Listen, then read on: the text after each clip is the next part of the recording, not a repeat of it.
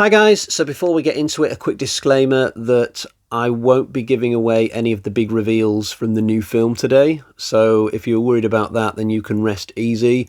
I've had a busy week when it comes to all things I Know What You Did Last Summer. I saw the new film at the cinema last Sunday, and during midweek, I've been catching up on the Amazon TV show of I Know What You Did Last Summer, which is 8 episodes long, so roughly about 6 hours in length. It was a long thing to get through. And given that I made that time investment, there was no way that I wasn't going to include it in my ranking today. There are some people who will say that you probably shouldn't mix films and TV shows in a ranking, but my own personal view is, who cares, that they're just a bit of fun.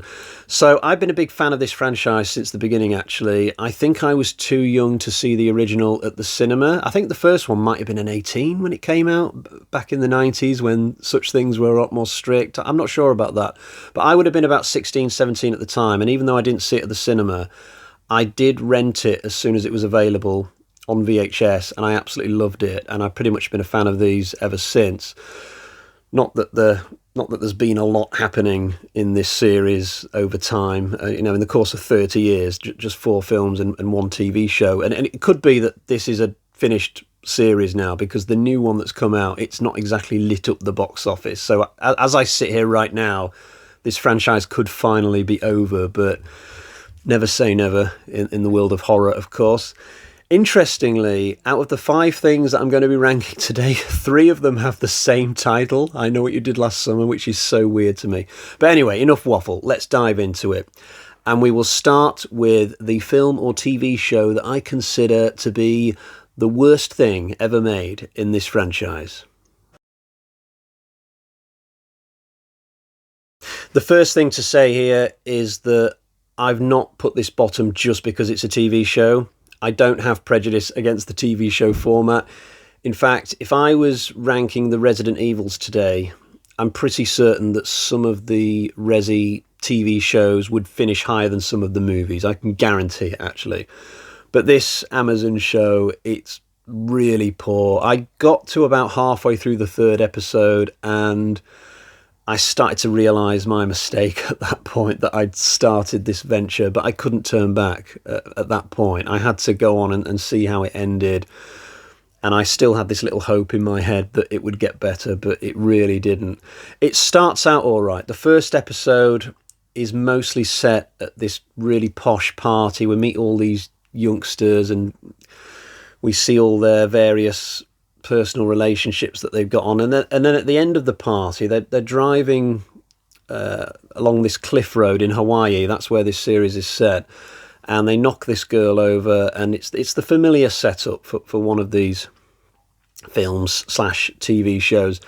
I was invested in it after 1 episode. I thought, okay, that's a good start. Let's see where it goes from here, and all it led to was boredom for like episodes 2, 3, 4, 5. I was like, I'm just half asleep. The problem is, this show, it's just one of the movies stretched out into 6 hours. Can't do that. Like, one of the reasons why Wolf Creek is one of my favourite horror TV shows that I've ever seen is because it's not just about Mick and his prey. There's like all these other villains and subplots that keep you going throughout the extended runtime. Because if you just did a normal Wolf Creek movie and stretched it into 4, 5, 6 hours, it totally wouldn't work. But that's the mistake that they've made here with I Know What You Did Last Summer, because there's just so much filler and endless conversation trees that happen throughout these 8 episodes. And why is it 8 episodes?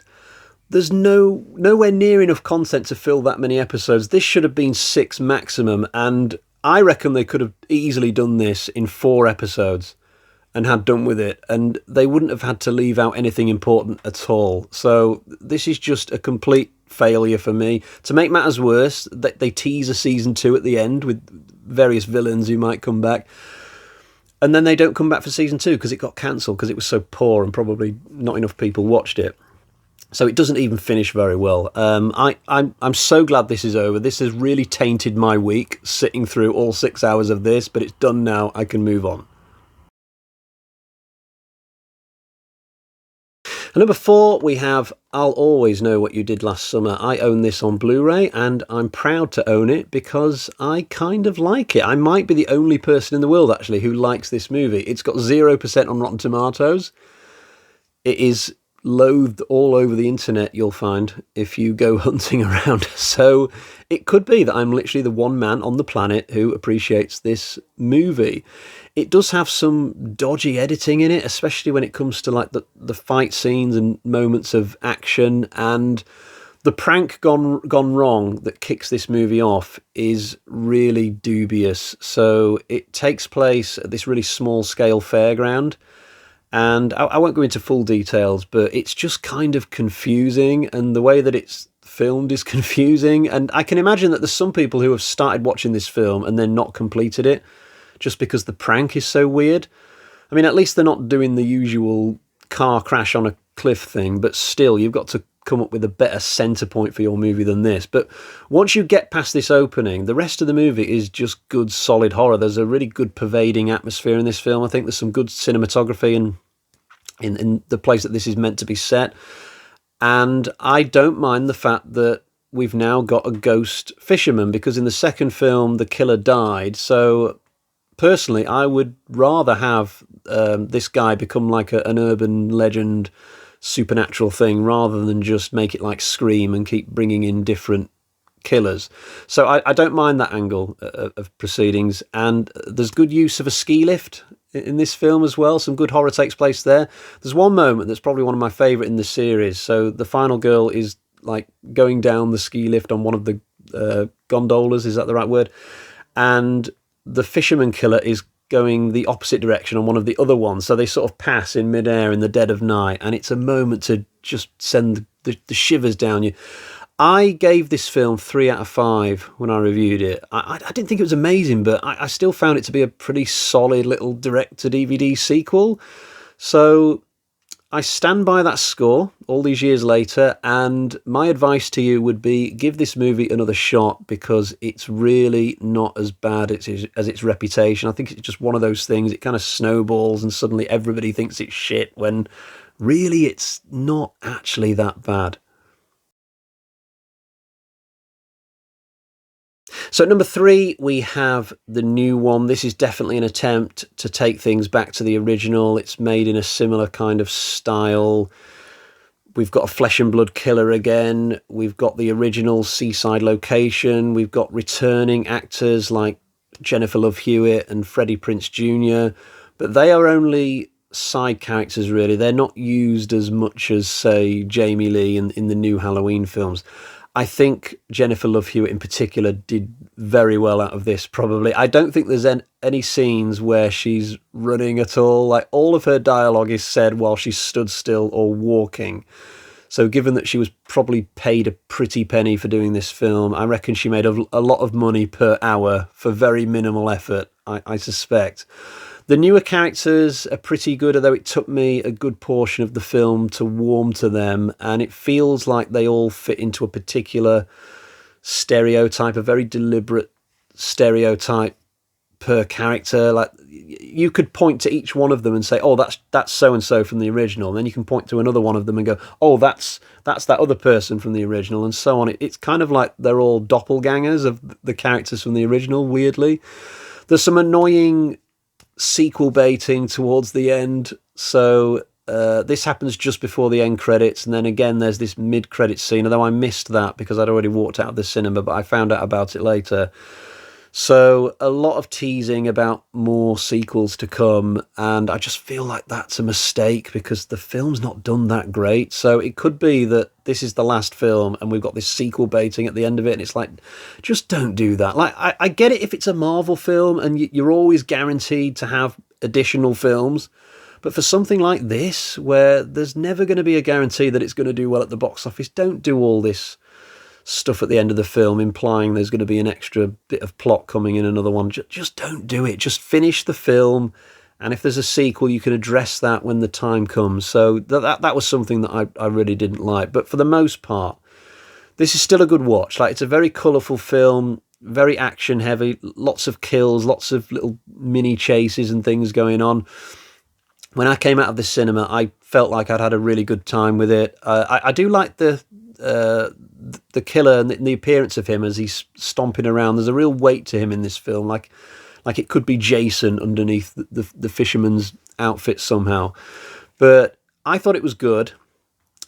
And then on the way home, I listened to a couple of YouTube videos that were pointing out some plot holes and character inconsistencies and things, and there were lots of them, it turned out. So by the time I got home, I felt like I'd lowered my score already from like 4 to at least 3.5. So definitely a film where I feel like I want to watch it again when it comes out on Blu-ray or just appears somewhere to rent, just so I can check it out and see if any of these things bother me, if you see what I mean. But I still liked it, but I don't think it's going to be a film that's going to elevate this franchise into a new